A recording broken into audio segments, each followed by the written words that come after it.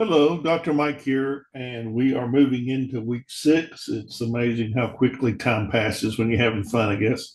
Um, and I'm sure that most of you are probably ready to move on from Frankenstein. We've had 3 pretty good weeks of discussing the different aspects of how we analyze that story, and we do it contextually from the period of time that they were in to the things that were going on around them. And it's amazing that Shelley's writing at her young age is so profound and that it analyzes and shows us something of the issues that are going on, and especially the fears that this book was called the Prometheus, the Superman.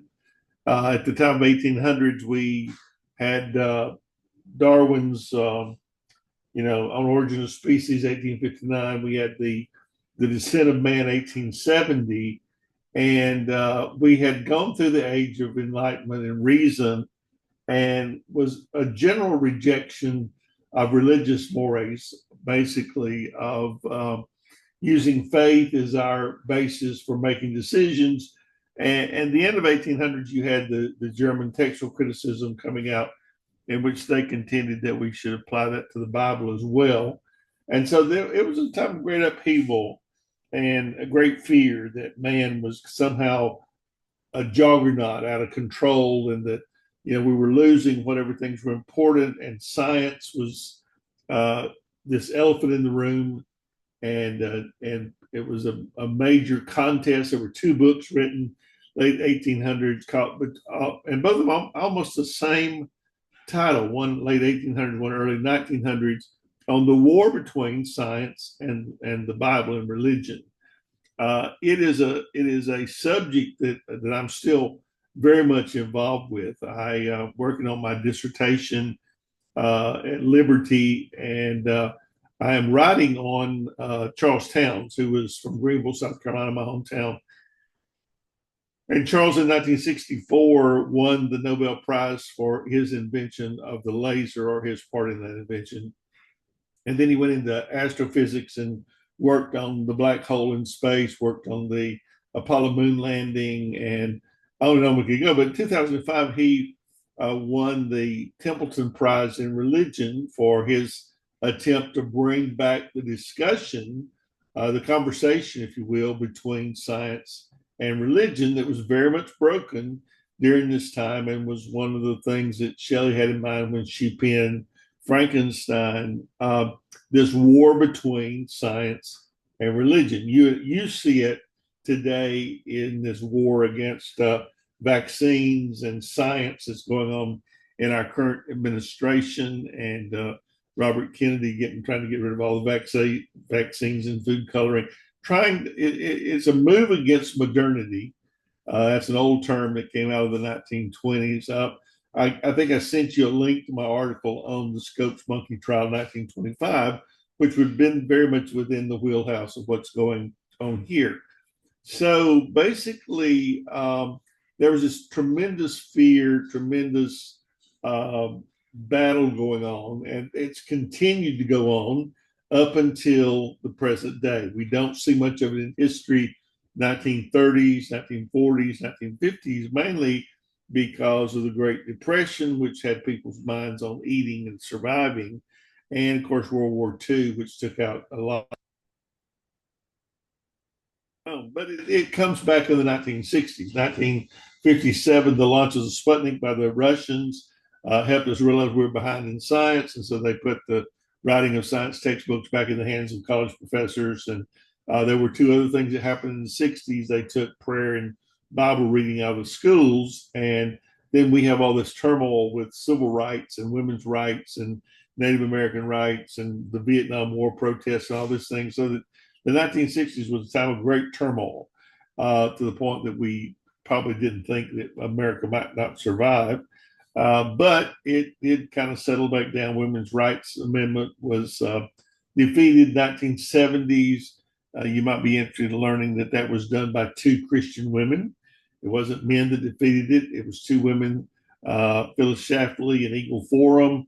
and Beverly LaHaye, who just passed away a few months ago, were the two women responsible largely for ending equal rights amendment. It fell in the dust and was never revived until probably 6 months ago, and they tried to vote on it again in the Congress, and they could never. It fell in the dust again. I doubt it will ever be brought up again. So those are the turmoils and the things that Shelley's writing about in this the modern Prometheus or Frankenstein. This ability to create life, and what kind of life would it be? What kind of quality would it be? Would they be trainable? And there again, you've been debating those things about in the writing about whether they should have given more heart, more time to not Frankenstein. Frankenstein is the doctor, but the creation. Never gave it a name. That was a big deal in your writing. That I don't know if anybody mentioned that. I don't remember if anybody mentioned that or not. The fact that they never gave the monster a name was a big deal. Never gave him a wife. Never gave him anything to have any kind of normal life. They were just interested in wholesale creation of life and what that would mean. So I think you're going to take away from Frankenstein some things quite interesting that you will appreciate as you move forward. So this week we are going to look at a couple of things, and we have a discussion board again, which we haven't had in a while. So you'll get another chance to do that. And in the discussion board, you're going to choose one from either the two offers or A Good Man Is Hard to Find. You're going to write another 400-word discussion. And the two offers, the stories about two cousins, Laura and Jeanette, who consider two offers of marriage extended to Laura. The cousins, they represent two different classes. One's of privilege, the other's of poverty. And how does that affect the marriage situation, which is really interesting. The second one, the two offers, talk about that trust, security, class status. A Good Man's Hard to Find, about the relationship between the grandmother and her grandchildren. That relationship is quite surprising. You realize in times past, it hadn't been that long ago for us, that marriage was not about love. It was about making a good marriage, making a prosperous marriage, making a connection to people that had wealth or whatever. And so there's a lot of writing along that line about the things that go into a proper marriage, and it's nothing about love. And if you think about the women's role in marriage, it was, of course, to be the homemaker, and we see that in World War I, where the men go off to war for a year to finish the war in Europe, and their wives go into the factory and take up their jobs for a year. Wasn't a big deal, wasn't a very long time. They didn't get too accustomed to it. Men came home, women went quietly back to their little sphere of domesticity, went back to having babies and raising children and all this stuff. World War II is going to be very different from that, because the men are gone 5 or 6 years. Their wives go take up their jobs again, but this time they stay longer. They are able to develop friendships, and they're able to make money, and they get used to managing things. And so they're not going to just go quietly back to their little world when the war is over, which poses a great deal of problem for President Truman, who's got millions of men to bring home, and he's afraid he's going to trigger another Great Depression because there won't be any jobs. And so he comes up with the GI Bill, which is the reason probably many of us are here today from college, because it was the first time that actually poor people got to go to college and get an education, and they came to expect that of their children and grandchildren. So most of us are the grandchildren of World War II people, and we go to school in some sense because they valued that. So basically, you're thinking about marriage. You've got to wrap your mind around understanding that things were different than they are today, that the idea of love was probably a rare thing. You married for wealth, money, position, or, if you were poor, you married, just whoever. And so basically that's how they perpetuate the class system. So as you read these this week, think about a different world where there was rights and no rights for women. You don't probably don't realize maybe that well into the 1800s, a woman was not allowed to give testimony in a court of law because she was considered to be unreliable. If they divorced, the man had the right to divorce, woman did not. But if they divorced, the man got the children, period. And women, because women were looked at as the weaker vessel. That's an interesting concept all down through the history of the human race, actually. It actually goes back to the Garden of Eden and Adam and Eve and that story where Eve takes the fruit, eats it, gives it to Adam, and she causes him to fall, basically. And so the church blamed Eve for that for all of these centuries.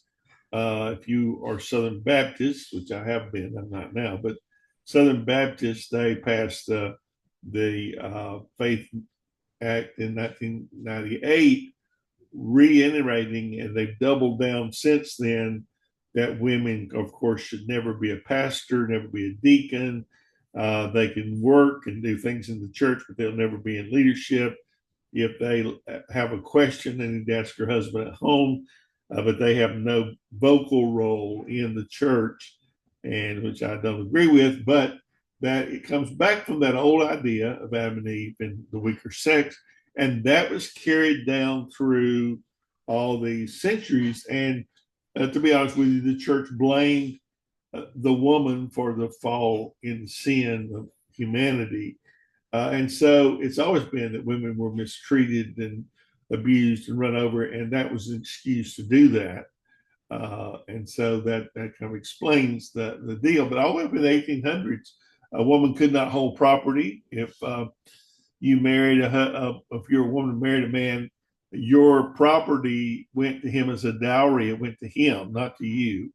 It wasn't in your name, but whatever your family inheritance was, he basically had control of it. So you weren't allowed to keep money. You weren't allowed to go to school. You weren't allowed to get an education.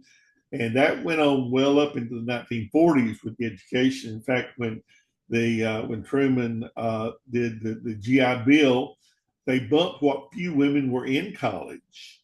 And remember, before 1947 in the GI Bill, the only people who went to college were wealthy people that could pay for it. But they bumped what women were in college to give men a seat, basically.